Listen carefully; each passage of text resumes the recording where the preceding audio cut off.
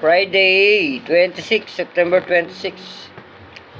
Babala sa bayang ayaw magsisi. Kawawa kayong mga taga-Corazin.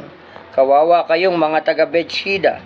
Sapagkat kung sa Tiro at Sidon ginawa ang mga himalang ginawa sa inyo, matagal na sanang nagdamit ng sako at naupo sa abo ang mga taga-roon bilang tanda ng kanilang pagsisisi.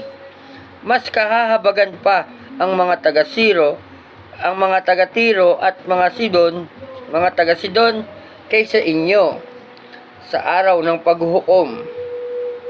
At kayong mga taga-Capernaum, nais pala ninyong itaas ang inyong sarili hanggang langit. Ibabagsak kayo hanggang sa idaigdig ng mga patay. Sinabi ni Jesus sa kanyang mga alagad, ang nakikinig sa inyo ay nakikinig sa akin. Ang nagtatakwil sa inyo ay nagtatakwil sa akin.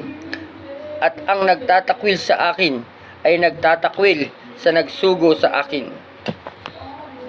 Maraming salamat po. God bless po sa ating lahat sa pangalan ni Jesus.